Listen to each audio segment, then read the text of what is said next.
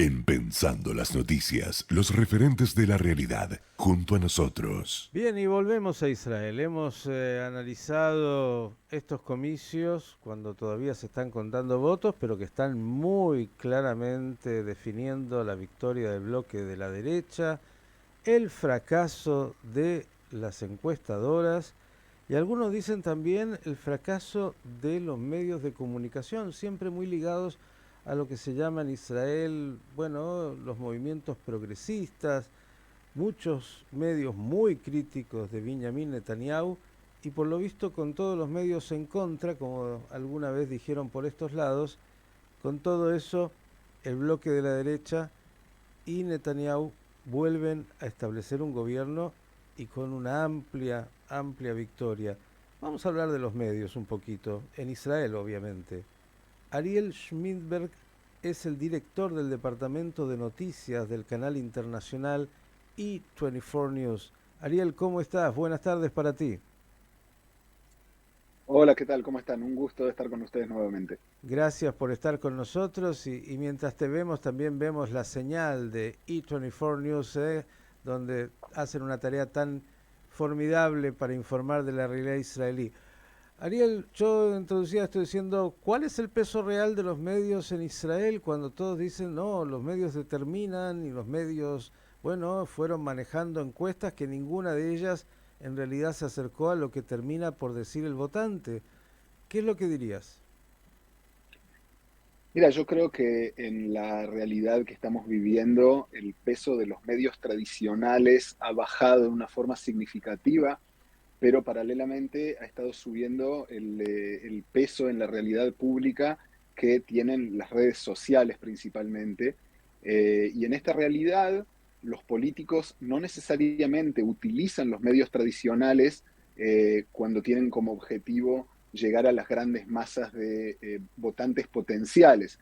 Es un cambio que se está viendo, entre comillas, digamos, hace mucho tiempo que es un cambio que está empezando y se está tomando más énfasis en las últimas elecciones y como seguramente lo han hablado, Israel es un país que tiene muchísima experiencia en elecciones, principalmente en los últimos 3 años y medio, y nosotros vemos cómo la influencia de los medios va bajando poco a poco, pero por otro lado, no dejan de ser la fuente de información más creíble que puede tener la audiencia en todo momento. Ahora dicen la fuente más creíble y los medios en Israel que venían manejando información, análisis, encuestas, nuevamente, digamos, se han equivocado rotundamente. Hoy vemos un bloque de la derecha que nadie pensaba, nadie podía, y nadie escuché que dijera que podría llegar a tener de 65 a 69 escaños, de acuerdo a cómo se termine de armar el gobierno. Digo, ¿qué pasó con todos los analistas y los expertos? No se han terminado de contar todos los votos. En este momento, por lo que parece, va a ser una coalición de 65 bancas. Digamos, es un gran fracaso de todas las estadísticas que trataron de suponer cómo iban a terminar estas elecciones. Eh, digamos que es una realidad que se fue concretando principalmente en los últimos días. Hay que tener en cuenta de que el gran momento de las elecciones generalmente son los últimos 5 días antes de llegar a las urnas, y esos son los últimos 5 días en los que por las regulaciones de legislación acá en Israel no se pueden publicar nuevas encuestas, ya que por un lado se puede decir que los medios han fracasado en tratar de deducir cómo se vería el resultado de estas elecciones. Por otro lado, no hay que olvidarse que los últimos 5 días en cualquier campaña política son críticos y no se han podido publicar ningún tipo de encuestas. Yo quiero destacar de que particularmente por la función que yo tengo acá en I24 News, he estado en contacto con políticos de casi todos los partidos en los últimos días y quiero poner en la mesa de que incluso las encuestas particulares que cada uno de los partidos ha hecho sin publicarlas por las regulaciones legislativas, incluso esas últimas encuestas no han deducido que que este podría ser el resultado. O sea que, digamos que el fracaso no es de los medios, sino que también me ha sido una gran sorpresa para los propios partidos. La gente que ha hablado conmigo del Likud en los últimos días, en sus, digamos, en sus sueños más rosados, estaban pensando en una coalición de entre 61 y 63 bancas y de repente se encuentran con, por lo visto, 65. ¿Qué dirías, Ariel, ahora hablando de las elecciones? ¿Cómo se pueden leer estas elecciones en términos de la realidad interna de la sociedad israelí? Nosotros venimos de 3 años y medio de muchísima separación, de dos bloques muy marcados, en la que en las últimas elecciones no se ha podido definir quién es el verdadero gobernante acá en Israel. Digamos que la parte positiva de los resultados es que el plonter político, el embrollo político en el que estuvo el Estado de Israel en los últimos 3 años y medio, se podría, pareciera que se estuviera por resolver. Por otro lado, Benjamin Netanyahu estaría volviendo al gobierno después de 1 año y medio, estaría formando una coalición solamente de derecha, sin la participación de ningún partido del centro o de la izquierda. Hay muchísima gente en Israel que está, digamos, con cara larga a que, entre comillas, le han robado el país. Eh, Así que hay que ver qué tipo de Benjamin Netanyahu vamos a ver en el gobierno en el momento de que él se despierta esta mañana siendo, digamos, el símbolo más de izquierda dentro de su gobierno de derecha, lo que hace que le sea complicado tomar decisiones que son relativamente leves a nivel nacional cuando tiene los otros partidos que son parte de de la coalición que son mucho más de derecha que él mismo y que su propio partido. Hay quien define esta situación de Benjamín Netanyahu esta mañana como que quien se ha despertado a la mañana y descubre que ha ganado la lotería y ahora tiene que empezar a pensar qué es lo que hace con tanta plata. Digamos que una coalición tan de derecha, por un lado, le da mucha tranquilidad a Netanyahu porque le da muchísima estabilidad a él y a su gobierno, pero por otro lado, él va a va a formar una coalición mucho más de derecha de lo que él a nivel ideológico querría formar. Pero en la situación que se ha creado en Israel, en la que hay dos bloques tan marcados y definidos y diferentes, no tiene ninguna posibilidad de traer ningún partido del centro o de la izquierda. Así que, vuelvo a reiterar, ha ganado el loto, ahora tiene que decidir qué es lo que va a hacer con el dinero. De alguna manera estás diciendo, Ariel, que lo que se escuchó en algún momento de que Benny Gantz podría de alguna manera, viendo la contundencia de los resultados, unirse a Netanyahu justamente para tener un gobierno un poco más amplio y también con la centro derecha, por llamarlo así. Esto no lo estás viendo como algo que pueda conformarse. No creo que sea viable por dos cuestiones. La primera es simple matemática. El partido de Benny Gantz está con 11 o 12 escaños en este momento, que es más chico que el partido del sionismo religioso, que está en 14.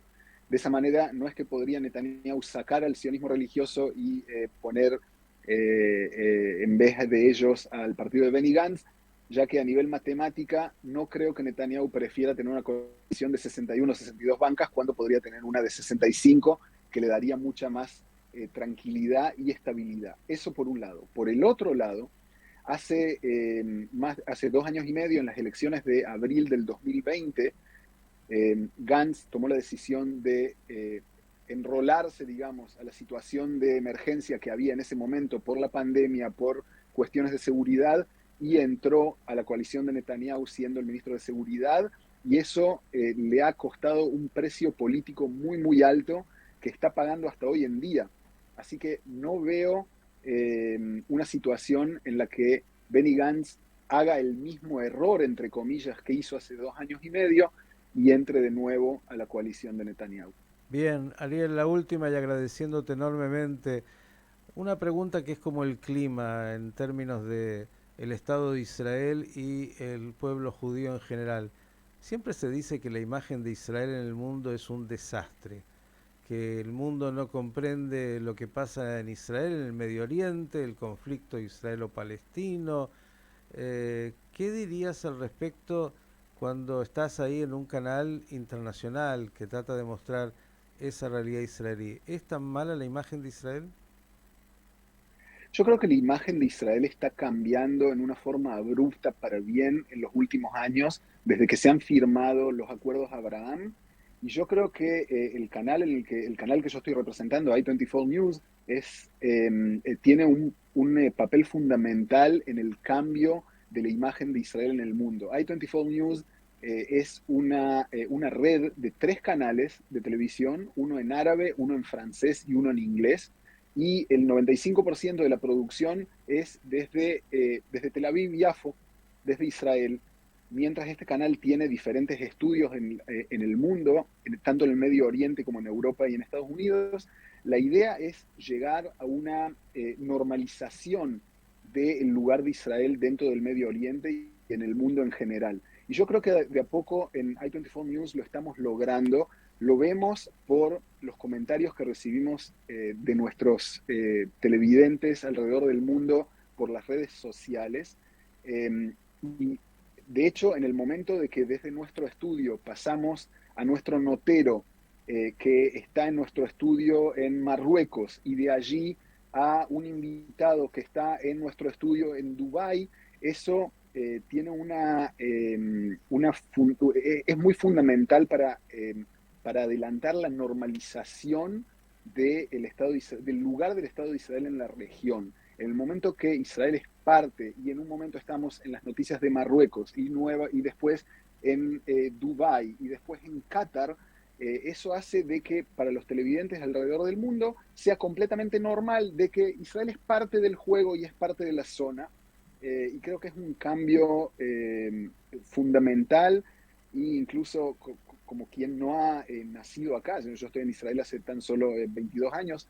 Yo creo que el cambio es muy marcado, muy importante, y si llegan a extenderse los acuerdos de Abraham a otros países en Medio Oriente, en el Golfo, el cambio va a ser más increíble todavía. Hoy en día, por ejemplo, hay cosas que si las hubiésemos hablado hace cosa de 2 o 3 años, hubiesen sonado como que estaba alucinando, como por ejemplo miles de turistas israelíes que salen todas las semanas a Dubái o a Abu Dhabi en los Emiratos Árabes, que hoy en día es parte de la rutina turística del israelí promedio. Ujú. Hace 2 años hubiésemos estado soñando en una conversación de ese estilo, y hoy en día es parte de la realidad.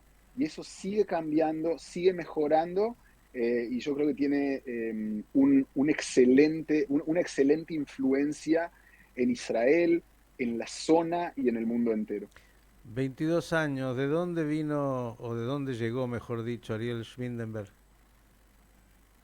Yo de Córdoba en Argentina, y el hecho de que preguntes quiere decir que la tonada no está tan marcada, así que No, no. eh, es Ah, interesante. se ha ido mixturando, como dicen los brasileiros.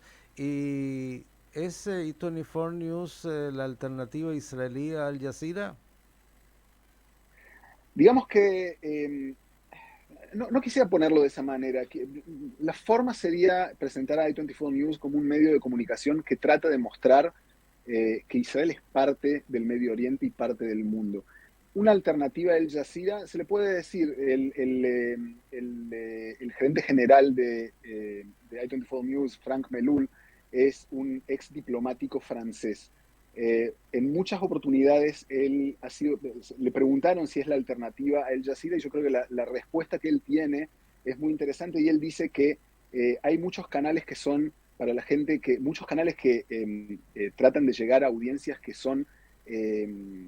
quieren al Estado de Israel. Nosotros queremos llegar justamente a la audiencia que no quiere, que odia al Estado de Israel, y precisamente mostrar que las cosas acá están cambiando, que hay una alternativa, que las cosas no son como los prejuicios han mostrado a lo largo de la historia, y que hay una cuestión de normalización en toda la zona, en la que Israel como la única democracia, y lo estamos viendo en las últimas 24 horas, la única real democracia activa en toda la zona, tiene un peso, y es un peso muy importante a nivel internacional. A este cordobés le puedo preguntar, porque estamos en familia, la inversión del canal es una inversión, entiendo, originariamente de Francia. ¿Cómo se sostiene? Hemos estado en el canal. ¿Cuánta gente trabaja en E24 News? Somos alrededor de 300 trabajadores, tanto a nivel periodístico como a nivel técnico, y tenemos diferentes virus en diferentes países. Tenemos 2 estudios activos en Marruecos, un estudio en Dubái, un estudio en Francia y en Nueva York, y estamos extendiéndonos todo el tiempo. También a nivel cantidad de televidentes y nuevos mercados.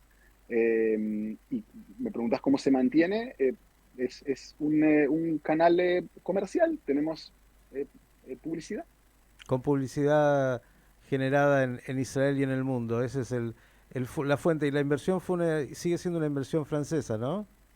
Así es. Los propietarios son franceses. ¿El Estado de Israel colabora algo con E24 News o solamente lo ve de vez en cuando?